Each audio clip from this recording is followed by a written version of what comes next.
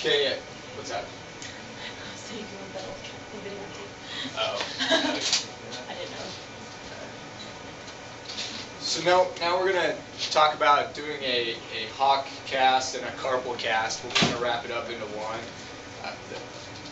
Again, to start this whole thing, do not open this until you've gone through all these positioning and getting everything set up, because this starts setting up the very second that you open and air starts getting to it.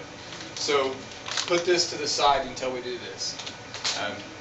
As I mentioned in the stifle fitting video, I've never had to sedate a dog. I have had to muzzle dogs, but the most important thing is to have your team ready and have a low anxiety level, because the dog can sense that. So I put a person with very low anxiety level at the top, at the head to hold, and then someone that's at the back that's going to help me more with the hand part, because cutting strips turn, I need a second set of hands once I actually start wrapping the cast. The most important things about the Carpal and Hock brace are the positioning. Now, you can see here, laying sideline, if I were to take a cast of the leg in this position, that's not a similar standing position. And so what's very important is to get a good standing position. We don't do a standing cast because oftentimes if there's something going on when they're standing, and they're not standing in the right position anyway. So we'd rather be able to position the dog with our hands in the position that we want. So there's a couple things that you should look at. One is, what does the dog look like when they're actually standing, and what position are you trying to get them into?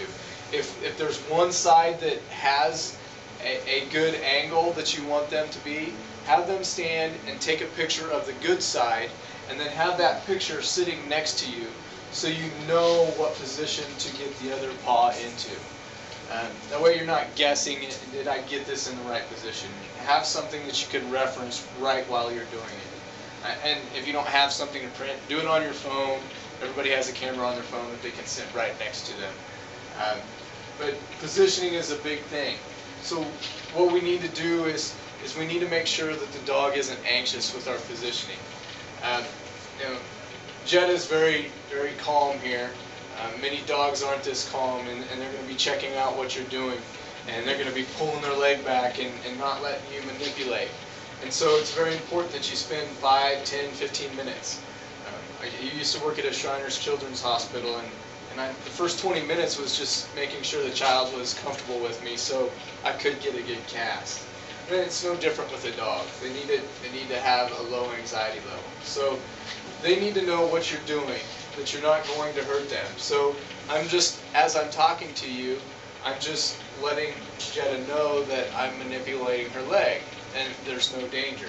So, and while I'm doing that, I'm trying to, where do I need to hold on to be able to get this paw in the good standing position that I want?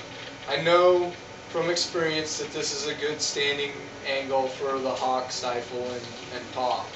And so I've got my hands in those positions. So for seeing what I'm doing, I'm actually pushing on the Hock back here with my palm, and that's how I'm controlling that angle. And if I have to pull back, then I pull back with my fingers on the inside of that. So then I can control that angle. To control the stifle, it's more with a pulling motion of the other two hands. And see, I can control that stifle angle.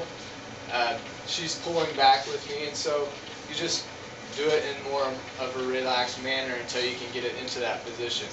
The paw this is probably the toughest joint to get into the position that you want, because they have the tendency to fight the most at the paw. Now, what I do is I usually take my pinky and I lay it into the angle of the paw, and I put my palm on the paw. So when I do that, I can manipulate that angle, and I can get a very good hold on that. And then I can also help manipulate the stifle. So by positioning my hands like that, I can control those angles of that Hock. And so that's going to be very important when you actually do the cast. Now, when you do the cast on the Hock, we actually ask you to put the cutting strip down the front, so you'll be able to hold over the top of the casting, or the cutting strip, to do that.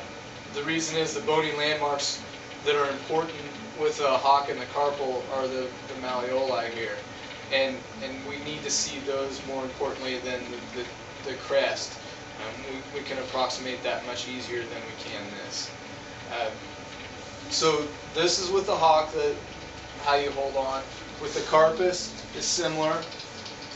You hold on with the paw like that, and then the elbow you kind of have to.